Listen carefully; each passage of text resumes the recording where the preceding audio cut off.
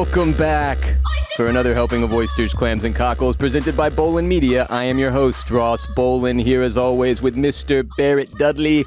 And happy Halloween, Clam Fam. Barrett, did you know it was Halloween? Yeah, I did. This is... Oh, I thought maybe you were over the whole news cycle. Well, I mean, I am pretty much over the news cycle. We'll get to that. Hell of a costume today. But yes. Today is the 31st of October. Mm-hmm. And so I'm a little stoom here. It's a niche reference, but I expect if anybody gets it, it's members of the Clam Fam. This can't even be considered niche anymore, in my opinion. You're of course Steve Buscemi. Yeah, from 30 Rock in the cutscene where he says, "How do you do, fellow kids?" One of the biggest memes on the internet ever. Yeah, right. That's what I thought, but only like half of the people at the office today got it. So I got to tell you, that's really disappointing to me. Yeah. Like, I feel like I should go up there and give like a speech of some sort. I just thought that everybody, regardless of like your 30 Rock watching status, knows about this. Yeah, because like you've used GIFs over the last 3 years, right? 5 years. Like, it's one of the most popular GIFs ever. Everybody uses GIFs. If you were ever on Tumblr, GIFs. If you've ever been on Twitter, yeah, I don't know how you could possibly miss this, but yeah, you crushed it. The exact T-shirt, pretty much the exact same hoodie, sweater, zip down situation, and then the hat, of course. Yeah, and I've got a skateboard out in the car. So how do you do, fellow kids? How do you do, fellow kids? Yeah. Well, we are here today to discuss the season premiere of The White Lotus, Season 2. I am in full vacation mode here. Bellissimo, Ross. Bellissimo. Where do you want to start? You ready to just like flirt with every single woman that enters your? Is this what is going to happen to us when we're 80 years old? You're just trying to get the last bit of flirting in you can. Absolutely, that's your life's goal. The last 10 years there. You've moved past all just like concepts and notions of doing anything that society deems appropriate. Right, and it's just shameless. Just shameless. Fuck it all. Throw it all to the wind, and you just got to go out there and. Pretend like you have a shot. You do. Okay, I'm going to start with the intro sequence, the opening sequence of the show, and specifically the music. It's not the same, right? Yeah, and it couldn't be the same because the last one was so like it had this very Hawaiian kind of like Polynesian feel to it. And now we're in Italy. But the way that they still did some of the like the tribal stuff, like all that type of stuff, but then like made it like a little Italian and a little like romantic kind of Renaissance style feeling. Yeah, it was amazing, and it builds. It gets you hyped by the end of it. Absolutely. And like in season 1, if you were watching, the wallpaper that they were showing was like it would slowly get like darker. Like suddenly you'd be at like a flower that was just like completely wilting and dead, or there was blood on thorns or something kind of weird. The vibes were off. The vibes start shifting a little bit. And same thing happens in this intro sequence, except for to an even larger degree. Please, if you did not pay attention, make sure you do for episode 2, because there's suddenly all sorts of like weird sex stuff and like naked people and like heads getting chopped off. Dude, they're almost Targaryen tapestries. Yes, they're very, very similar to the Targaryen tapestries, the erotica. That we witnessed in the Red Keep. Just recently with Allison. So great intro sequence. I loved how they kept it similar, but obviously changed it to fit the vibe of the new location in Sicily here. So one of my first questions, I accidentally sort of, like, I started the episode and subtitles were on, and one of the first things I saw was Americans chattering indistinctly, and I loved that, so I left them on because I was like, oh, screw it. But this isn't a subtitle show, right? It's not, no. There's no accents here. No this is fairly accents. straightforward. If you can't understand an Italian accent, then what the hell have you been doing? Yeah, and they've obviously got the subtitles on for when people are speaking Italian. Sure. And yeah, you don't need subtitles. And then you don't show. like when they double up, right? When you get the ones they give you, you just got to be careful with that. Yeah. I did not watch the subtitles. Did not need them at all. Yeah, I didn't gain anything other than Americans chattering indistinctly. Yeah, and it was, it's just a pleasure. So we knew we were going to Italy. Yep. We were aware that the two characters we'd be carrying over from season 1 are Jennifer Coolidge as Tanya, now McCoy Hunt. She's got the hyphenated last name. Right. With her husband, what's his name? Which we know was invented by Targaryen Valerian. Very true. Yeah. Very true. Forgot about that. Yeah. Inventors of the hyphenated name. That's right. But she's with her husband, the man she met in season 1 of The White Lotus at another White Lotus resort. Yep. right? And we knew we were going to Italy.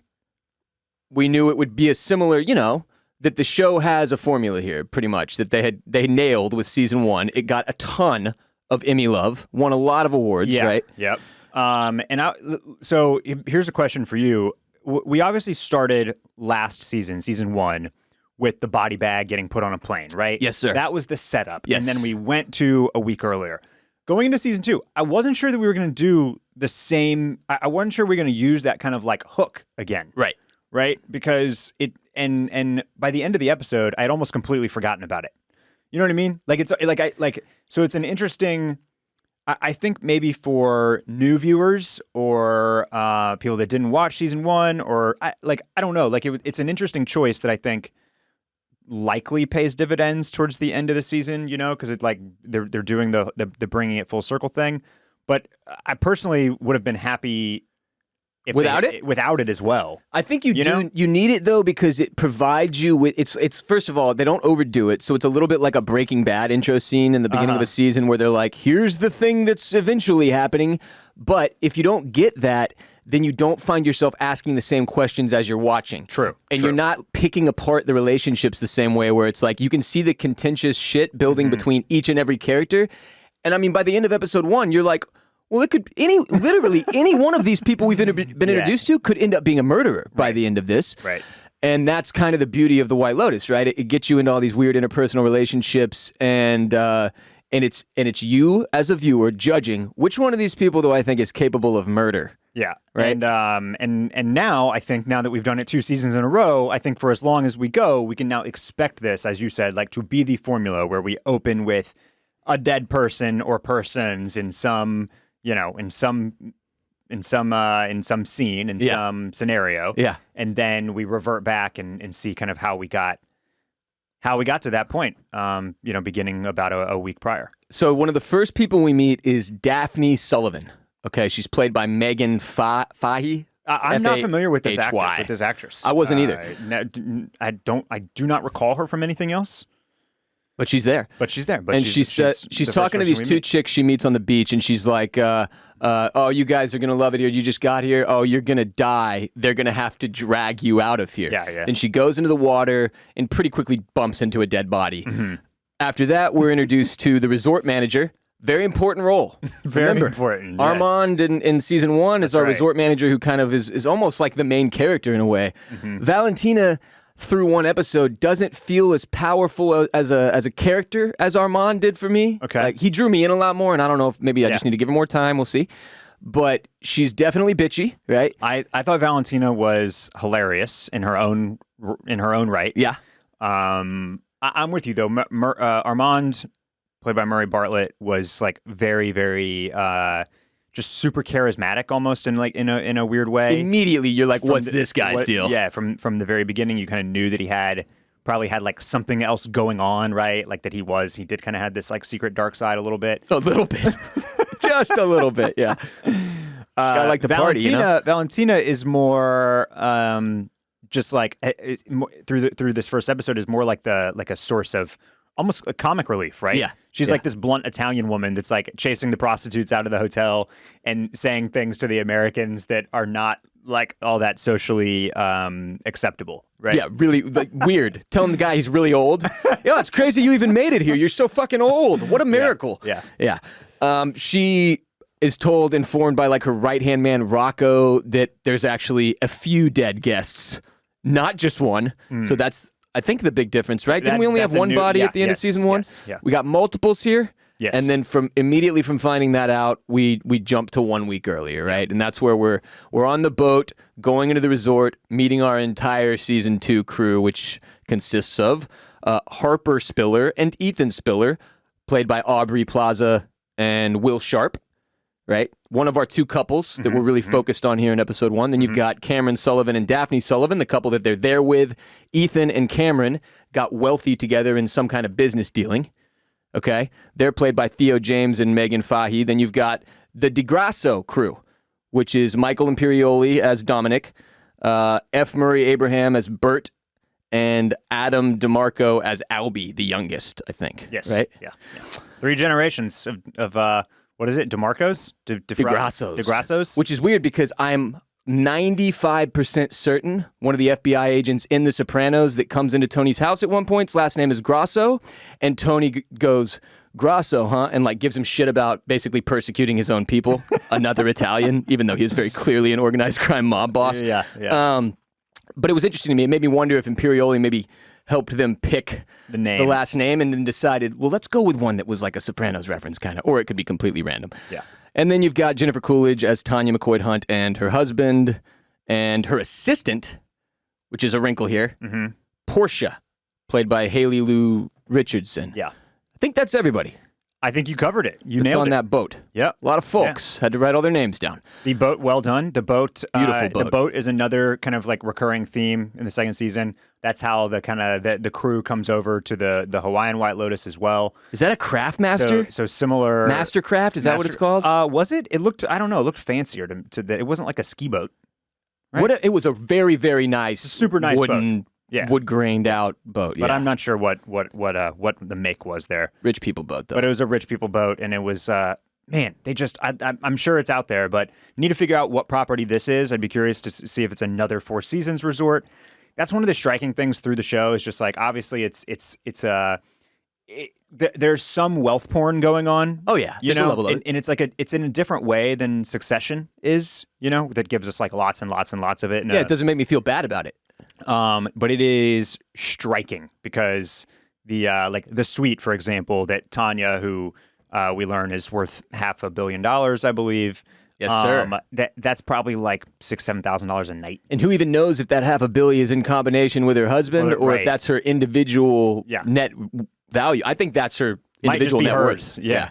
Based on season 1, that's kind of my read, right? Because season 1, one of her big tropes was she was going to like help this masseuse lady start a business, get out from under the resort, but then she's too eccentric and weird to even pull that off. And self-absorbed and has some serious issues. Has a wild array of issues, Ross. But I love her, man. She's amazing. She made me laugh throughout this episode. She's like, I know I can definitely understand that maybe Jennifer Coolidge is like not your cup of tea because she is very specific and very distinct and like has the mannerisms that she has, which she utilizes in essentially all of her roles. But man, she's good at it, and they are really funny. I'm waiting for her to hit the bend and snap.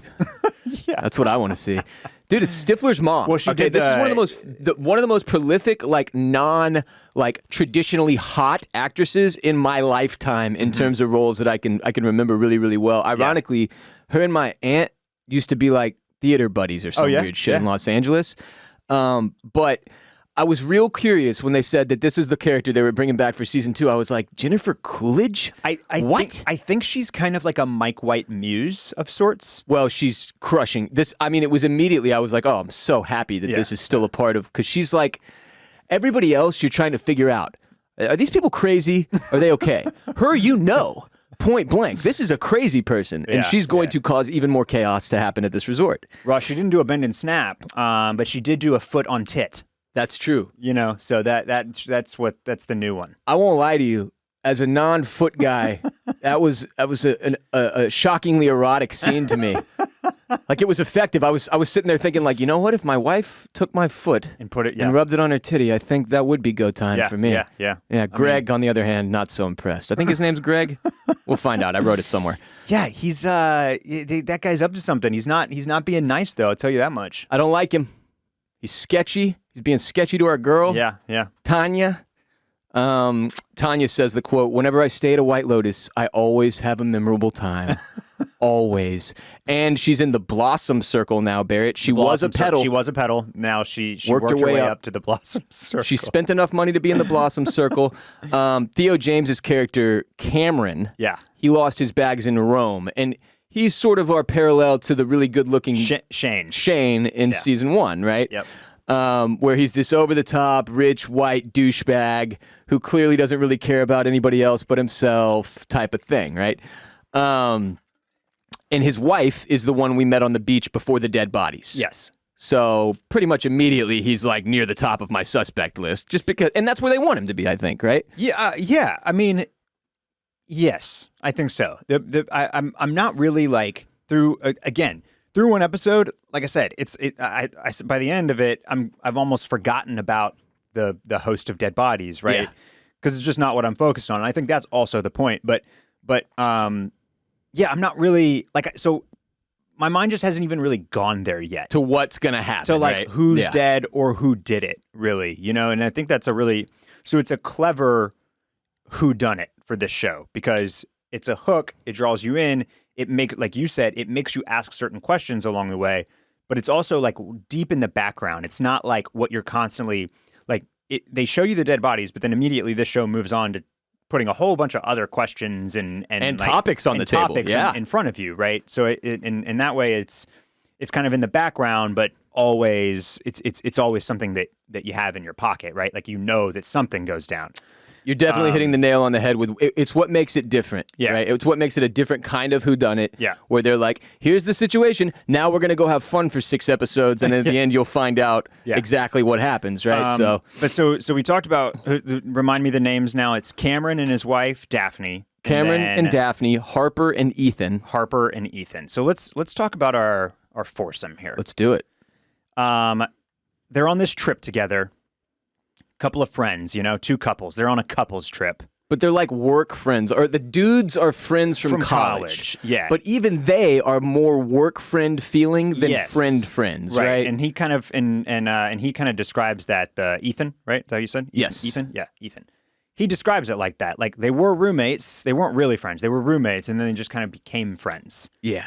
They found opportunity together, it seems like, and that's kind of what bonded them. Something like that. I think Cameron is already rich, and then Harper mentions that Ethan just recently sold his tech company and they got rich. Right. And so now they're on this trip together, and it's like, so what are Cameron's intentions? Is he going to, pitch them on a business deal or ask for Ethan's money? Ethan's wife seems to be suspicious of. Harper immediately says, look, they're going to hit us with some kind of a proposition here at some point. Why else would they invite us, right? Yeah. Because we're not their type of people is sort of the impression I got, which you immediately find out when they sit down together. Yeah, and so that's the kind of setup here, which, again, is just I know it's pitched right at us. You know what I mean? We are the demographic for this show. We are about the same age as these people in the same demographic. We might like to go on a trip like this. Sure. The Cameron and Daphne have a child, a couple of young kids. Most of our friends have a couple of young kids. And we know a lot of rich white people. So it's all very teed up to like this. But the way that they pitch this out, where Cameron and Daphne are kind of written as the heels. Yeah. Right? Well, at least from you and I's perspective, for sure. That's one of the things I'm wondering about the show. But but Ethan and Harper are kind of written as the couple that kind of sucks. I mean, they suck and they're woke. They're the woke suck. And then you've got the opposite, which is my question is, are there people who identify more with Cameron and Daphne watching? I'm talking about through episode 1, by the way. Yeah, we're just talking episode 1. And so I'm one of those people. That's what I'm saying. That's what's so brilliant about, and I had similar things to say about characters in season 1. And I think that's what Mike White is so good at, is that just on paper, you know who's supposed to be the good guy and who's supposed to be the bad guy. But you want to hang out with the bad guy. But who do you want to hang out with? Exactly. Who would you rather go on this trip with? I would rather spend I don't even know. Dude, nobody wants to hang out with Ethan and Harper. These people stink. Yeah. They're they're downers. They're fun killers, fun suckers. And we already see I thought this episode did. Towards the end, they go into the relationships between the two, right? Yes. And Harper's just sitting there oh, they're so fake. It's a front. Nobody's that happy. Nobody's that happy, and they suck. They don't watch the news. They don't read. They don't do all they don't vote. Do all this stuff. They don't vote.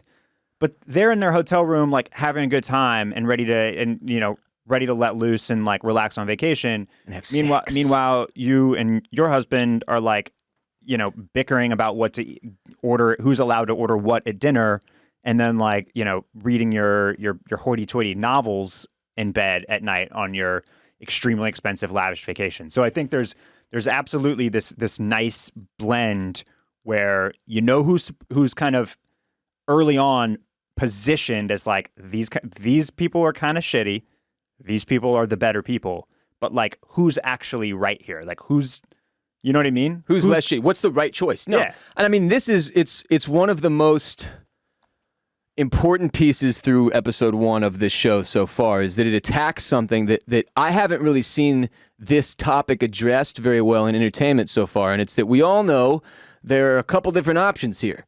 One is to tune all this shit out, stop watching the news, and enjoy yourself probably a lot more, but you'd be completely uninformed, ignorant, and not helping anything get better, right? Sure. The other side is plugging in all the time, being as woke as you can possibly be, and trying to constantly social justice warrior the planet into the right direction. Neither of those options is actually very good. Yeah. And that's the setup for our two couples so far. Kind of right. Yeah. Exactly. The only other note I'll make before, let me do a little business and then we'll get into what occurs in the episode. Absolutely. Do business. Tanya, she's arriving alone. Another element of the sketchy situation with her husband. She shows up by herself. Her husband is already there, and he has not been responding to her text messages. So, don't know what exactly is at play with Greg. We'll find out later on in the season, surely. I'm out, Greg. Today's episode is brought to you by Manscaped, the global leaders in below-the-waist grooming. They have the best tools for cleaning aisle 5 in your pants. Maybe you're going on vacation soon, Barrett.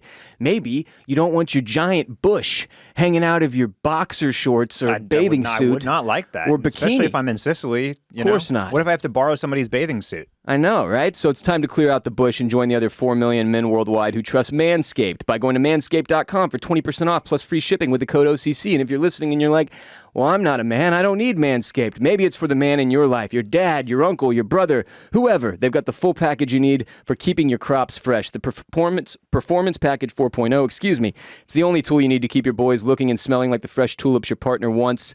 They've got the Manscaped Lawnmower 4.0 trimmer to get the most precise shave on your hedges. It's waterproof. It's got a light on it. I don't know why you wouldn't want to shave your boys in the dark, but you could if you wanted to. Clean your holes and smell the spring air with the Weed Whacker. It's the nose and ear hair trimmer. It's got proprietary skin-safe technology, which helps prevent nicks, snags, and tugs in those delicate holes of yours. And everything you need. Everything, Barrett. They've got it all at Manscaped. You can finish your entire grooming routine with their products, look and smell phenomenal, and be ready to go on that vacation to a tropical destination this winter. 20% off plus free shipping with the code OCC at manscaped.com. That's 20% off plus free shipping, code OCC, to support the podcast and your downstairs mix-up at manscaped.com. Time to throw out your old hygiene habits and upgrade your downstairs mix-up today with Manscaped, code OCC. So, we hit the hotel, which we find out, first off, was originally a convent. I don't know if that's going to matter. But it was a convent. And I think it's Testa di Moro. A Moor came there a long time ago and seduced a local girl. This is important. This is the type of shit they were throwing at us in season 1 that I was like, okay, cool. And just completely forgot about it. That ended up being super relevant later on. So, they say a Moor, M-O-O-R. Yeah. The Moors. Is that a religious thing? It was a... Oh, geez, you're testing me. I'm sorry. Testing me I'm on my sorry history for testing you. Yeah, I'm also Googling. I believe it was a more like a race of people. Is Moor an ethnicity? It says, today the term Moor is used to designate the predominant Arab Amazigh ethnic group in Mauritania, and I apologize for all of the pronunciation. Mauritania, yeah. A Moor came a long time ago, seduced a local girl, but then she found out. But what I do remember is that the Moors definitely emigrated to like places like Italy and Spain. So it was an outsider that came into the country, it sounds like. I believe so, yeah. And seduced a local girl, but then she found out that he had a wife and children back home, and because he lied to her, she chopped off his head. Which is a fair response, I think. Yes. I wrote here, Aubrey Plaza is a big buzzkill, doesn't want to connect the rooms or have Prosecco. And this cracked me up. This idea that there are people out there who want to connect their hotel rooms still blows my mind every time I'm in a room where there's a connecting room. Because it's like, if you're not on a bachelor party, I'm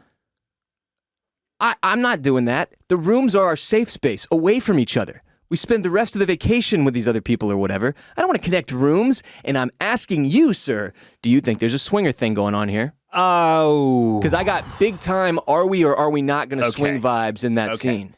You know what? I have to admit here and now on the podcast two admit things. It to us. 2 things.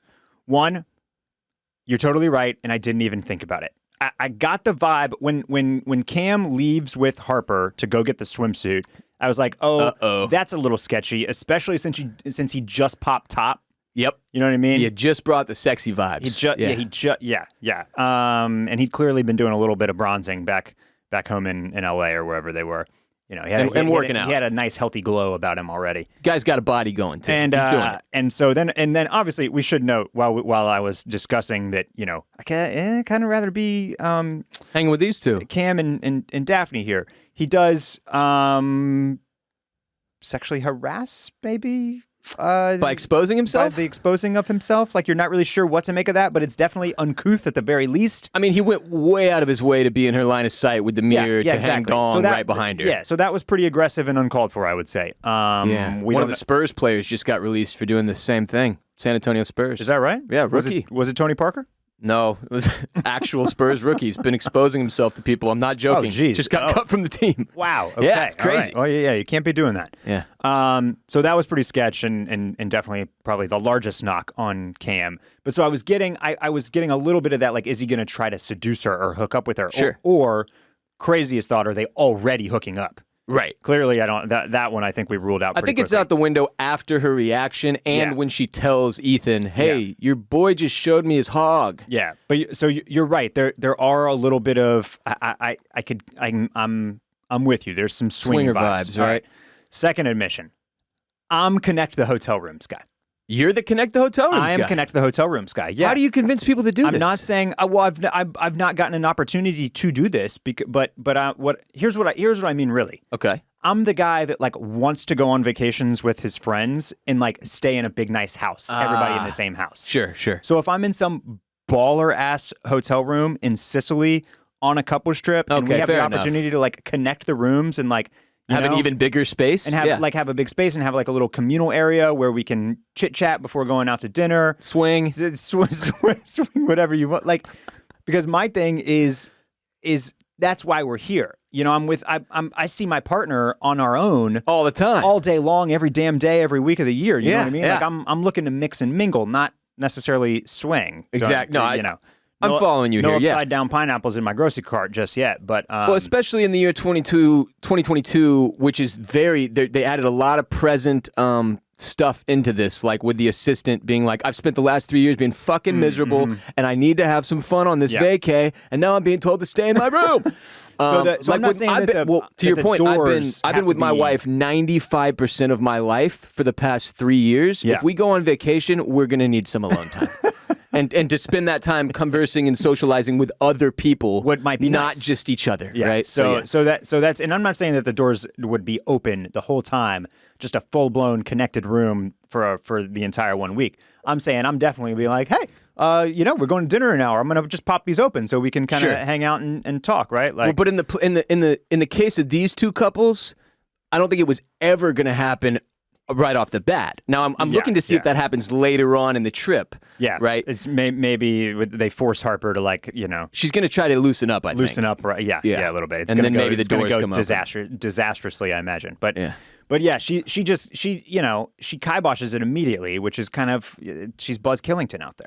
And it's her whole reaction to everything, right? It's not just that she doesn't want to open them. It's the way she says it. It's the way she doesn't want the Prosecco. She won't even hold it and fake it. Like, look, I don't drink, but if I show up to a dock situation where they're handing each of us a drink to toast each other, like, I'll do the toast and then fucking hand it back to the person. I don't give a shit. Yep. But like, if it's a situation like that, it's also sort of rude to the people greeting you if they didn't know or whatever. Like, it's just like, I don't know. Anyway, there's the different alcoholics that feel differently about that, so I don't want to say that's how everybody feels. But in my case, even the Prosecco thing, I was like, just take the glass for a second. Like, Jesus Christ. Yes. Where was? Oh, so let's meet the DeGrassos. Oh yeah. Here. We've got both of Bert's. I'm sorry, not Bert. Both of Michael Imperioli's character's parents were born in Sicily, right? Or is it no? Unclear. Bert DeGrasso. It's the grandpa. Sorry, yeah, the oldest guy there. Bert's parents were both born in Sicily. I think that's right. So he's pure Sicilian. Yeah, and they're going to his grandma's birth town outside of Sicily. Yeah, to trace their heritage, if you will, right? He's a super horny old man, Bert, but he also has gas and he farts while flirting. It's the Prosecco. that makes him fart. Guy's hilarious. We've got Tanya finding her missing husband, Uncle Rico, the dude who played Uncle Rico. That's right. Yeah. Still crushes me every time I notice. Wow. Yeah, and that's him. He's very pissed off that Tanya brought her assistant, even after he told her not to.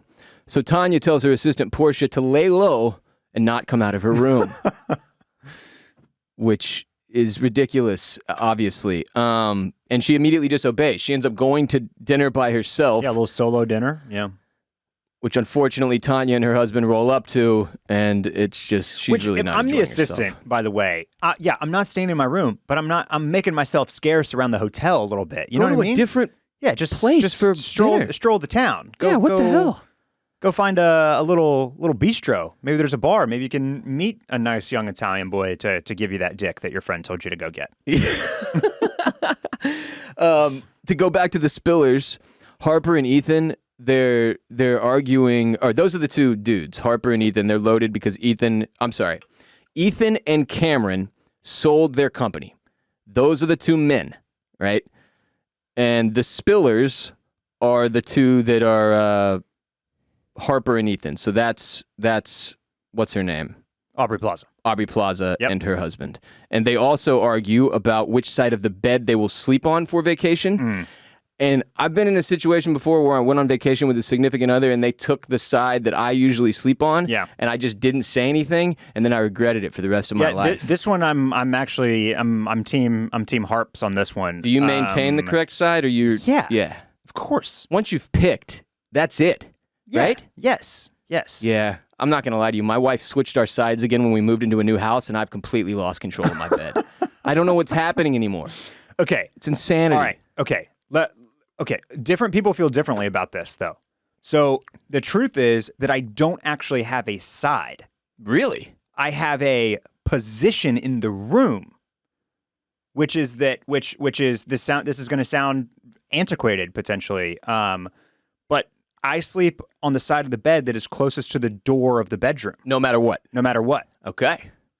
And that's kind of like I can't even think of the name. I think that's how I used to do it. It's what's being all gentlemanly and stuff like that? What's that? Chivalry. Oh yeah, which is dead.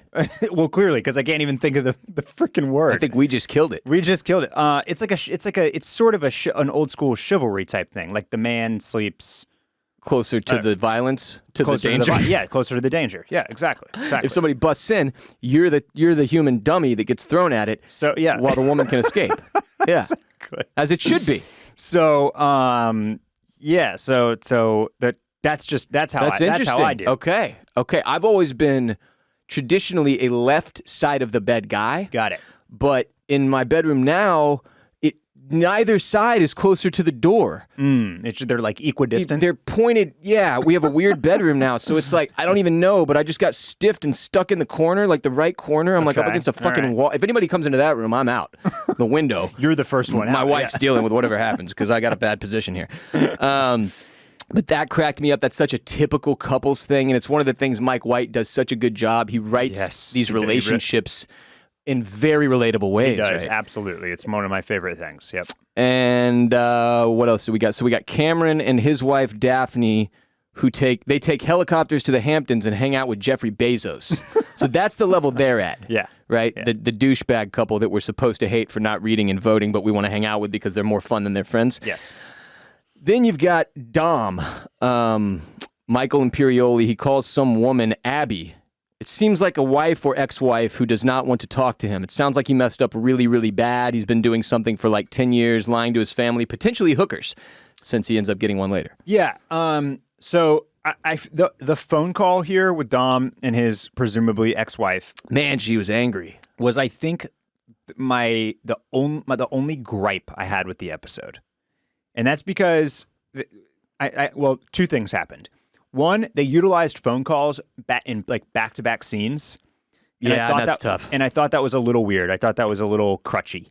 But in this one in particular, and again, I reserve the right to change my mind here because it may pay off in a very meaningful and impactful way.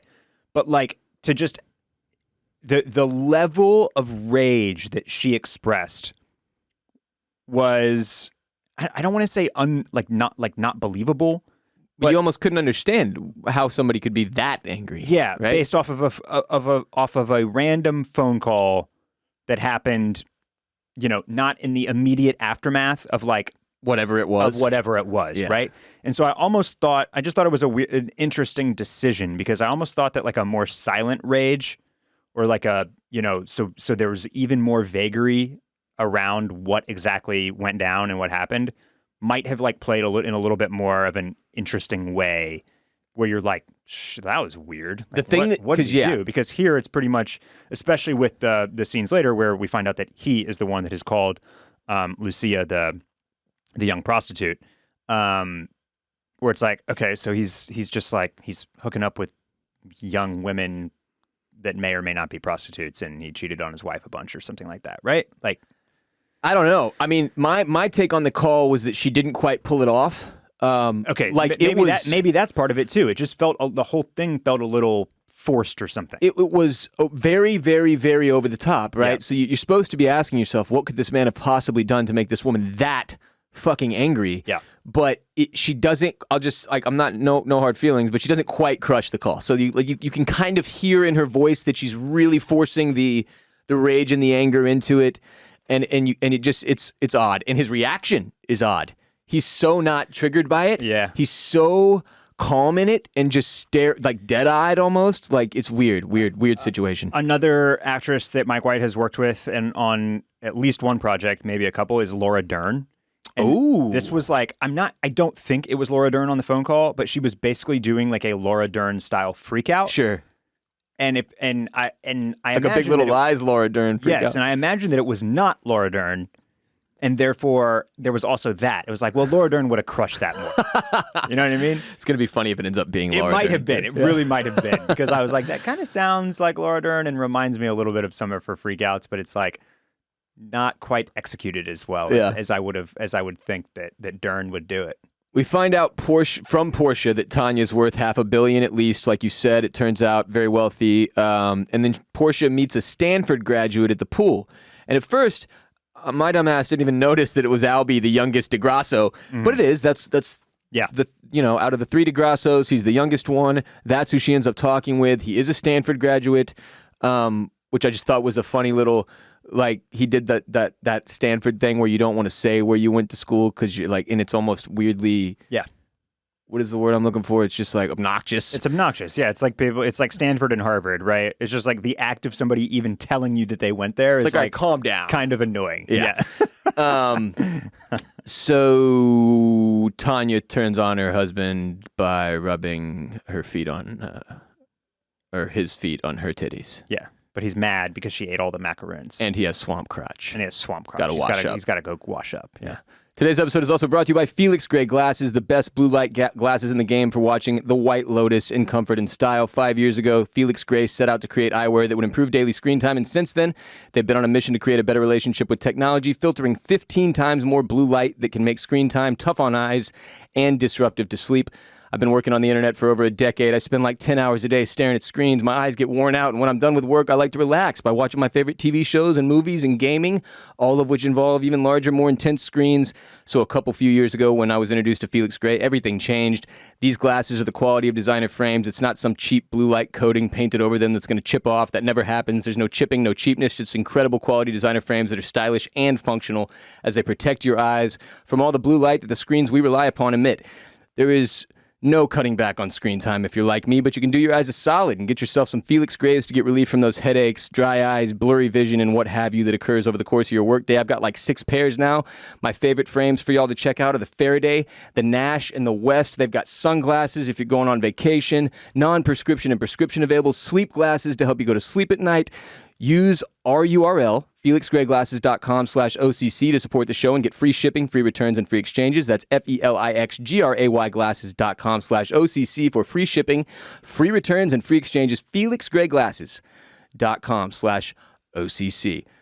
So Harper Spiller said, Harper again is Aubrey Plaza. Yes. Says she takes Ambien and sleeping pills, and she's almost shocked that the Sullivans don't take sleeping pills, which was one of the first weird sort of turns here in these two couples' relationships. Like if you were going to pick which couple took sleeping pills, you would have picked the ones that don't read, vote, or give a shit, right? But it's the other ones, the woke ones that are taking the sleeping pills, which is ironic.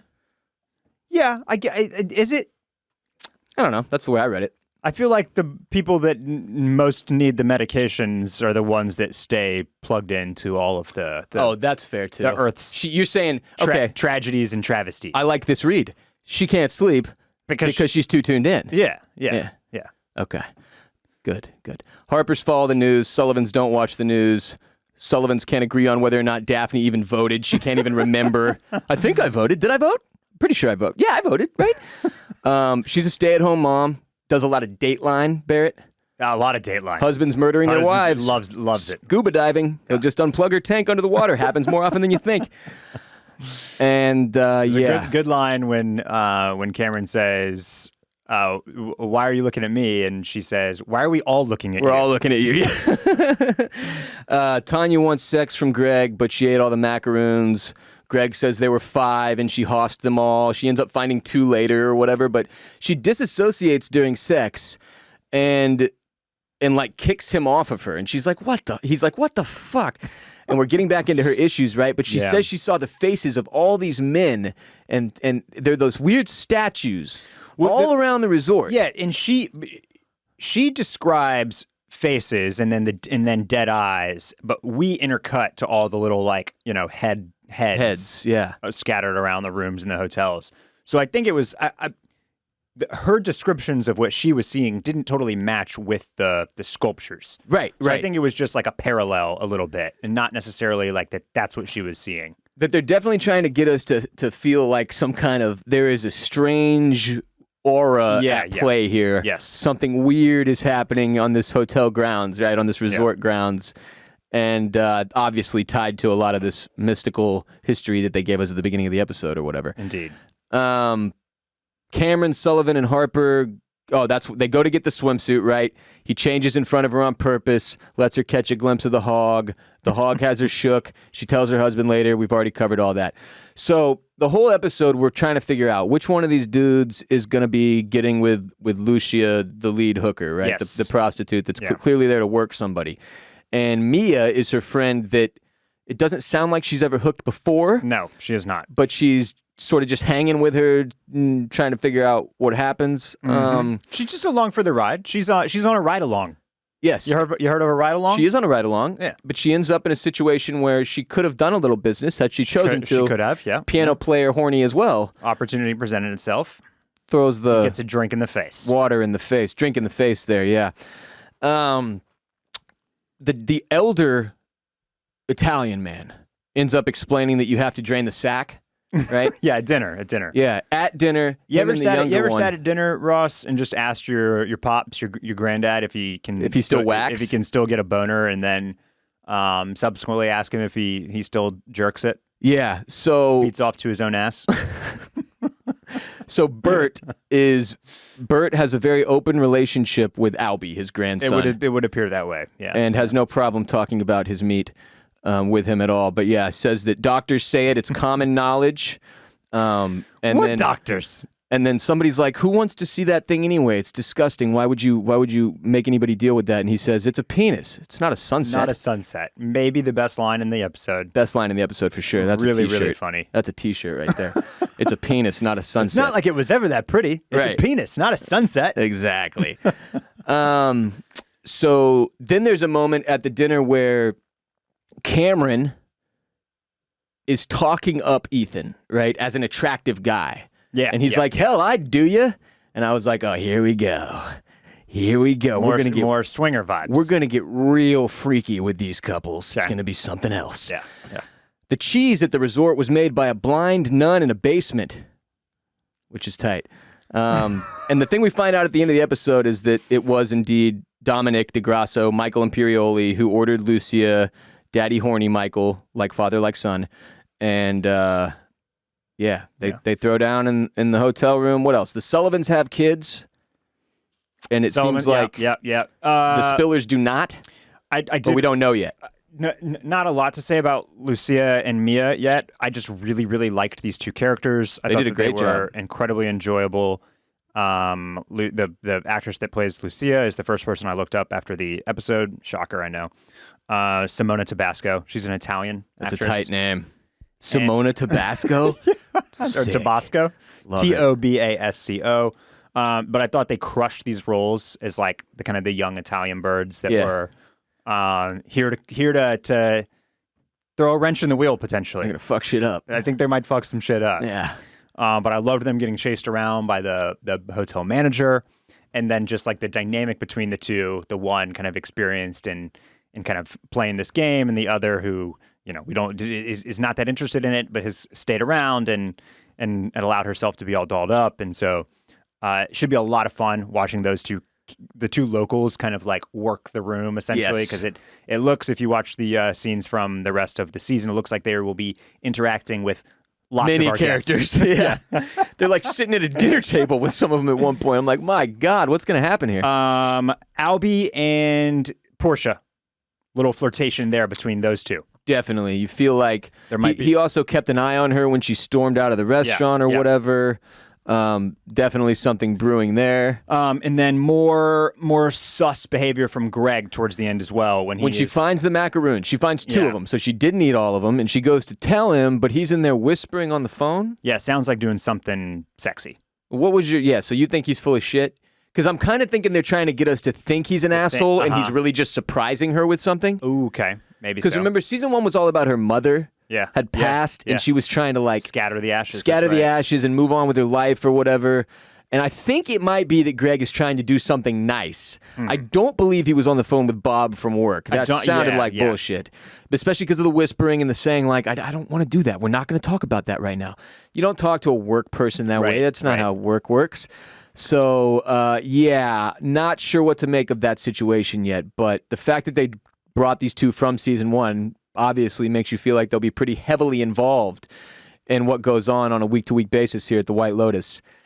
A lot of fun. This first one, I mean, Give me your overall. Did you have much? Did you have expectations going in? I for sure did. My expectation was that they took what they created in season 1 and were at the very least able to do it again. Right? That same level of fun and excitement and sort of casual. Like I saw people on Twitter bitching about, the White Lotus premiere was so boring. Can't wait to listen to y'all's shows so it will actually be more fun. And I'm like, look, I get what you're saying, but I also think that's people going straight from House of the Dragon to the White Lotus and being like, give me the exact same thing.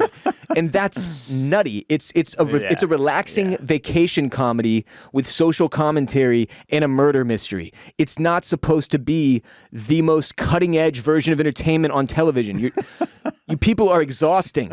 Enjoy this. It is so much fun. That's the only point of this show. It's fun, and then if you want to, you can think about some of the societal elements like wokeness and the news cycle and all this shit that they're bringing up each and every week, which to me is another one of the fun parts. Like I spend enough time talking about all this shit. I like seeing other people on a show deal with what that means, right? Yeah, and I think you hit the nail on the head for me earlier when you talked about how well Mike White, writes the small idiosyncrasies of relationships. Yes. And like I had my criticism about the phone call. I think another thing worth noting is that if you didn't know this about season 1, but the way that season 1 came about is that Casey Bloys, the head of HBO content and programming, called up Mike White and was like, hey, I know you write really fast. Can you put out a show? Can you write a show in basically 8 weeks? So that they'd have more for the pandemic would have some season? content. Like it's got to be COVID friendly and we need it in 8 weeks. And Mike White said, done. And he wrote White Lotus season 1 and there were no time for network notes. So it was basically like his first draft. His complete vision, not edited by the network. Wow. Not a bunch of people didn't pass over the script and say, this has to change, this has to change, this has to change. It was obviously a massive success, which makes me think that they probably gave him like that kind of carte blanche again. God, I would hope so. To just be like, do your thing. And so I there were a couple of like things like the phone call were things that maybe like if there were more people in the room or more people kind of polishing that maybe that scene is massaged to be a little bit better. But then I don't want that, because I want this pure Mike White, like the thing about sitting with your friends and being like, do y'all vote? Do y'all care? The bickering with your partner about what side of the bed to sleep on. That the feeling that the Daphne and Cam have about like wanting to just like be done with all of it and tune it out. Like, he's just so good at finding these little, those are the people that are in our age. But I imagine that if you're watching Dom, or if you're younger and you're watching Albie or Portia, like that you find all of these little things to relate to and connect on, and like that, like just kind of speak to you in some way or fashion. And that's what he does so well. Well, in every age range. Look at the show. Yeah. Look what the setup is. They've got a character for every age range that would be watching HBO. Yeah. If you're under 18, you're fucked. But everybody else, you're covered here. You've got something you can relate to, no matter your sex, no matter your religion, no matter your age. One of these characters is going to mean something to you. Yeah. And in particularly with this set, like you said, because we all just went through this bullshit. We all just went through the same pandemic. That's an international, worldwide, everybody experienced this. It's even easier for him to kind of tie in some of these themes, right, that are really stacking up in our society around people being miserable or people being disconnected entirely from what's going on. And there was a great line. What did she say? After you're rich for too long, your brain just atrophies. And I mean, like I said earlier in the show, having spent a lot of time around a lot of rich white people, that is sometimes how it feels. I think that it is incredibly astute. It really is, man. Like, I mean, I don't want to throw anybody under the bus here, but I'll just say, like, I know a woman who is the character Tanya. And is that age range. And it is the exact to a fucking T character. And this is somebody I spent years around. That woman exists. Yeah. And she doesn't just exist in one person. There's a whole bunch of Tanyas running around. There's a whole bunch of each of these people running around, right? And that's what makes the show so great. But I as far as expectations, like, I was worried that he wouldn't be able to like recreate the magic, right? It's always hard when you capture lightning in a bottle in something that's like not necessarily supposed to be this massive hit, and then it is, and then of course people are saying, well, do it again, please. And I thought the first episode was really just like very positive for me. Like, great starting point. It feels similar. He's doing the same things that I liked so much in season one, but but the characters are all, they're some of them feel similar to like maybe Shane and Rachel from season one, but they're different and there are new wrinkles, and like I'm very excited about watching the remainder of this season, because it's a great hang. It's a fun hang for me. Last thing I'll say. So as I watch it, and I obviously wonder, like, God, do people that aren't, do people of color like this show? Is anybody able to watch this and enjoy it if you can't just relate to having spent a ton of time with white people who don't give a shit or whatever?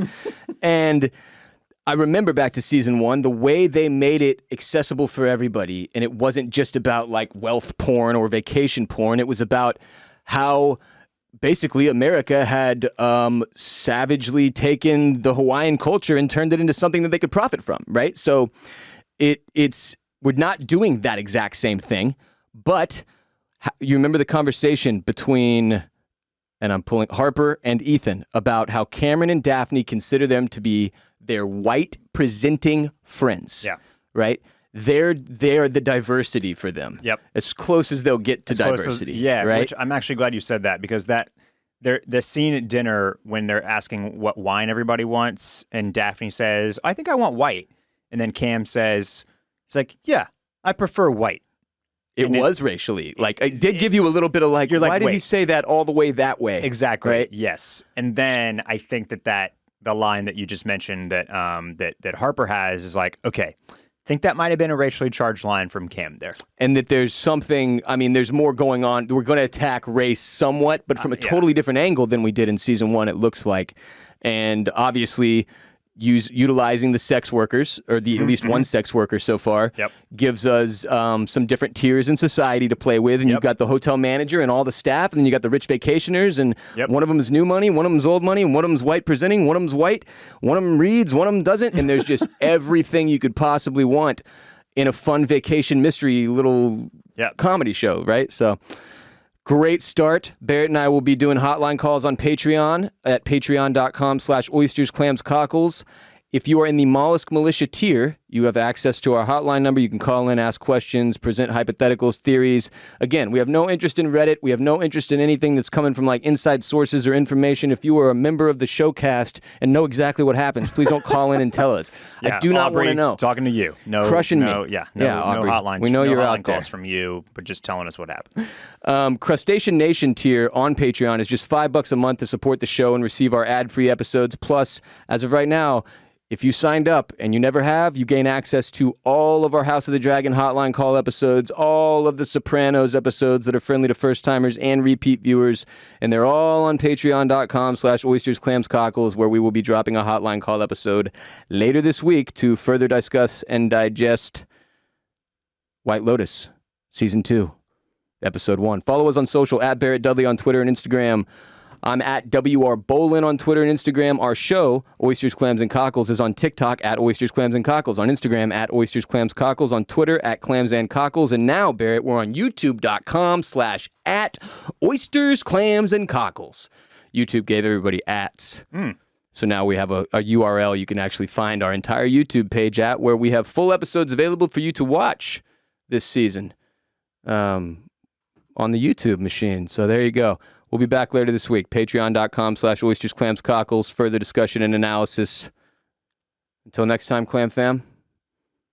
Happy Halloween!